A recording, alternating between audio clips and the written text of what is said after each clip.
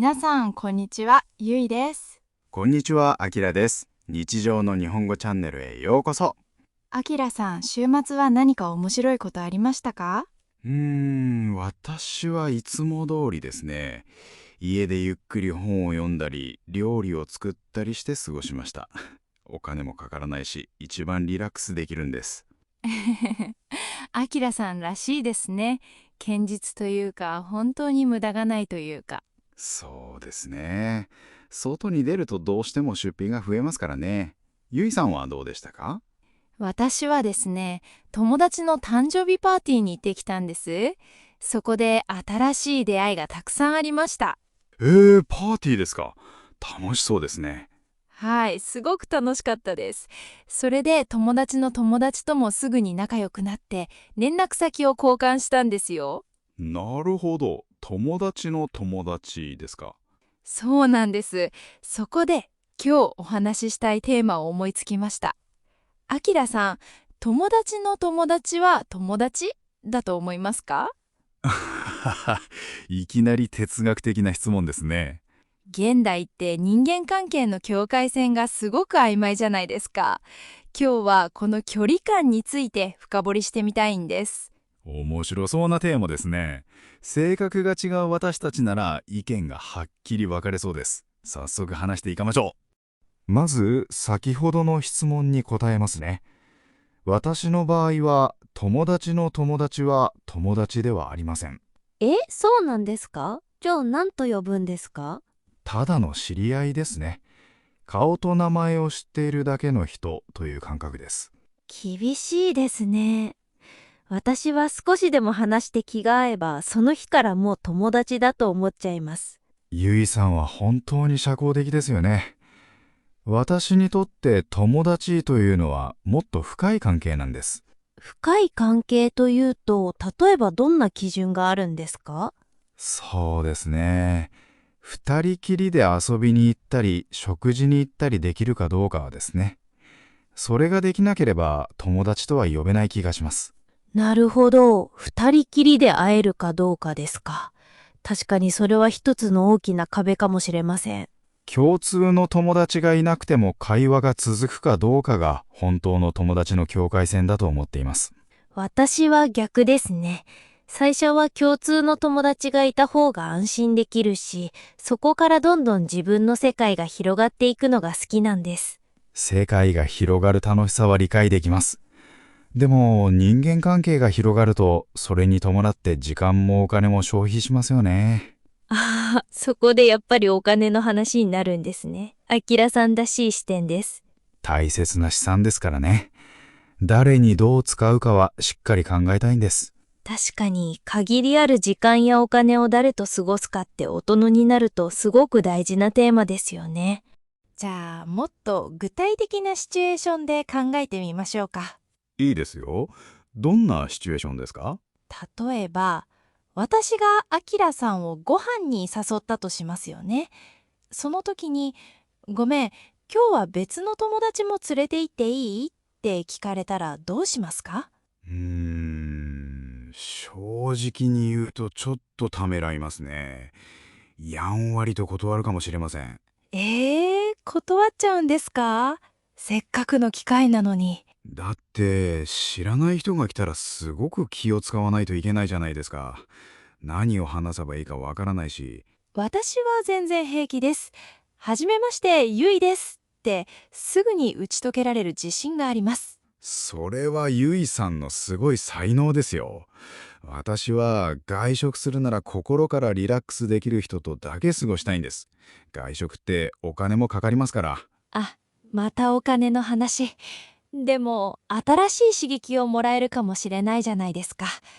私は交際費は自分への投資だと思っているんです。投資ですか。なるほど。でも、もしその友達の友達が全然価値観の合わない人だったらどうするんですか？確かにそれはちょっと気まずいですね。会話が途切れたりすると、私が間を取り持たないといけなくなりますし。そうですよね。しかもお会計の時に割り勘にしようと言い出しにくかったり、余計なストレスが増えるリスクがあります。割り勘のタイミング、確かに初対面だと難しいですね。誰が多く払うかとか気を使います。だからこそ、最初からよく知っている友達とだけ会う方が効率的で平和なんです。効率的。人間関係に効率を求めるアキラさんと楽しさを求める私、本当に正反対ですね。リアルな出会いはアキラさんの言うこともわかります。じゃあ SNS でのつながりはどうですか？ SNS ですか。インスタグラムやツイッターなどのことですね。そうです。例えば友達の投稿にタグ付けされている人がいて、あ、この人面白そうだなと思ったら、直接会ったことがなくてもフォローしますか？絶対にしませんね。面識のない人をフォローするのはちょっと怖いです。私は結構気軽にフォローしちゃいますよ。友達の友達はみんな友達みたいな感覚で。ゆいさん、本当に心の壁が低いんですね。でも、知らない人のプライベートな投稿を見て何が楽しいんですか？素敵なカフェの情報とか、可愛いペットの写真とかが見られるじゃないですか。それにいつか本当に会う機会があった時に、インスタ見てますって話題になりますし。なるほど。将来のコミュニケーションのための種まきということですね。そうそう。それに直接の友達じゃなくても SNS 上でいいねを押し合うだけのゆるいつながりって案外心地いいんですよ。私にはその感覚が少し難しいです。情報が多すぎてタイムラインがノイズだらけになりませんか？確かに見たくない情報まで流れてくることもありますね。そういう時はミュート機能を使えばいいんです。ミュートするくらいなら最初からフォローしなければいいのではと思ってしまいますが、それが現代の人間関係の形なのかもしれませんね。アキラさんは何でも白か黒かはっきりさせたいタイプですね。人間関係のグラデーションを楽しむのも悪くないですよ。グラデーションですか。なかなかいい表現ですね。少し勉強になります。ではここで少し難易度の高い質問をしますね。はい、何でしょうか。ちょっと構えてしまいますね。もし別れた元彼や元カノの友達から SNS でフォローリクエストが来たらどうしますか？それは非常にめんどくさい状況ですね。私は絶対に承認しません。即答でしたね。どうしてですか？過去の恋愛はもう終わったことです。元恋人の周囲の人とつながり続けると不必要な誤解やトラブルを生むだけだと思います。でももしその友達と付き合っていた頃にすごく仲良かったらどうですか？共通の趣味があったりして。それでもやっぱり距離を置きますね。元恋人の情報が勝手に入ってくるのも嫌ですし、自分の近況を知られるのも嫌ですから。アキラさんは本当に徹底していますね。私は相手がいい人なら元彼の友達であっても普通に友達として付き合えると思うんです。本当に？元恋人の友達と遊びに行って、もし元恋人の話題が出たら気まずくないですか？最初は少し気まずいかもしれません。でもお互い大人なんだし、あの時は若かったねって笑い飛ばせばいいんじゃないかなって。ゆいさんは心が広いというか、メンタルが強いですね。私には到底真似できません。メンタルが強いというより、せっかく縁があって仲良くなった人を過去の恋愛を理由に切ってしまうのはもったいないと感じるんです。なるほど。もったいないという感覚なんですね。そうです。人間関係ってどこからつながるかわからないじゃないですか。だから大切にしたいんです。その気持ちはわかります。でも、元恋人の視点に立ってみるとどうでしょうか。元恋人の視点ですか？はい。自分の友達が別れた恋人とずっと仲良くしていたら、あまりいい気分はしない人も多いと思いますよ。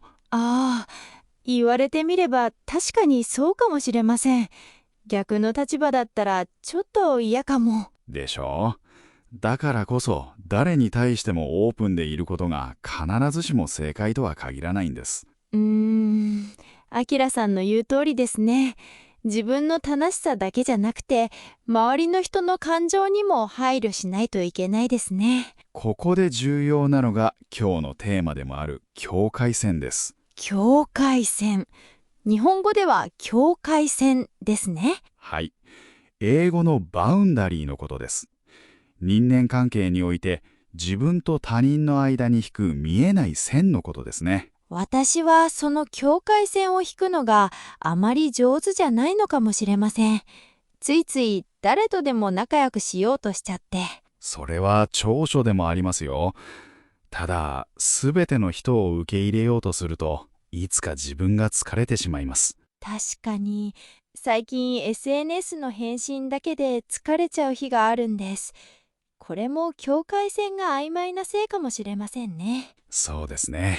時には勇気を持って線を引くことも自分を守るためには大切です。でも具体的にどうやって境界線を引けばいいんですか？冷たい人だと思われたくないんですけど。そこが難しいところですよね。日本人は特に空気を読む文化があるので、露骨に避けるのはよくありません。そうなんですよ。だから愛想笑いをして無理に話を合わせちゃうんです。私がよくやるのは、会話の内容を表面的なものにとどめるという方法です。表面的な内容？例えばどんな話ですか？天気の話とか、最近のニュースとか、当たり障りのない話題です。プライベートな質問は絶対にしません。なるほど。休みの日は何してるのとかは聞かないんですね。ええ、聞きません。質問をすると相手も私のことを聞いてきますから。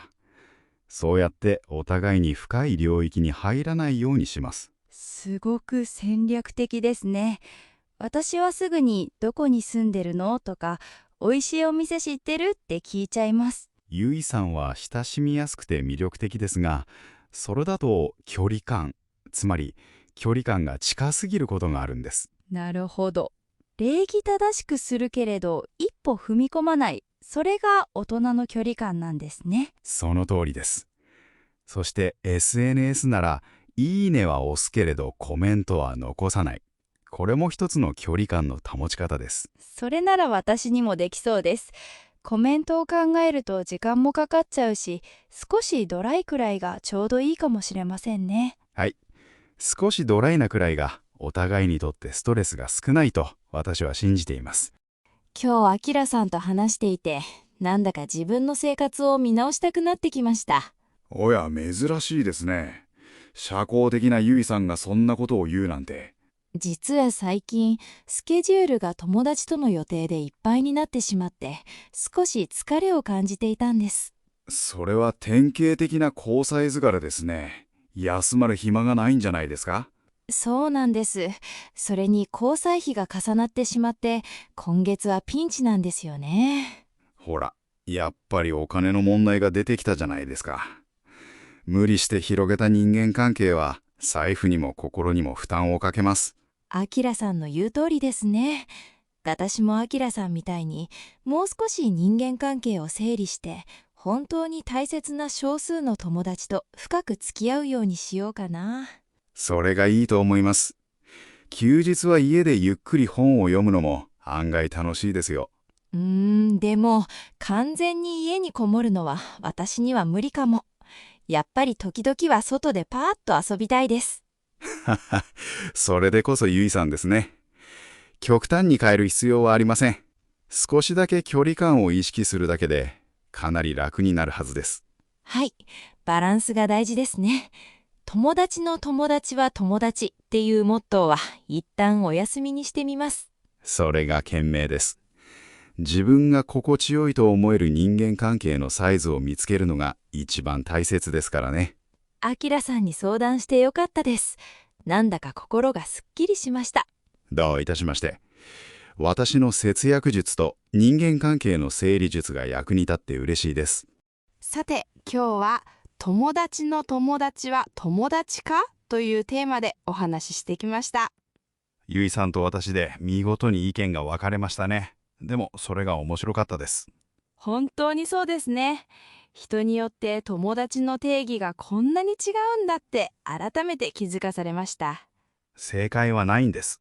どんどん輪を広げて楽しむゆいさんのスタイルも素敵ですし、私のように狭く深く付き合うスタイルもあります。そうですね。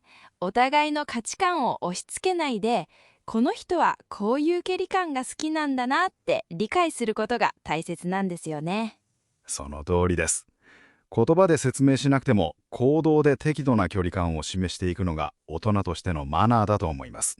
今日学んだ境界線と距離感、これからの生活で意識してみますね。現代は SNS などで簡単に人とつながれる分、人間関係の悩みもつきませんね。皆さんも自分なりの心地よい境界線を見つけてみてください。今日も最後まで聞いてくれてありがとうございます。皆さんは友達の友達は友達だと思いますか？それとも知り合いですか？ぜひコメント欄で教えてくださいね。友達の友達と遊んで起きた面白いエピソードやちょっと困った経験などがあればぜひ読みたいです。私たちの会話に共感してくれた方は、ぜひチャンネル登録と高評価もよろしくお願いします。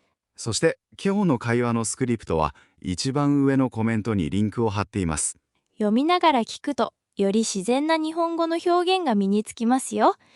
皆さんの日本語学習にぜひ役立ててくださいね。それではまた次回のポッドキャストでお会いしましょう。バイバーイ。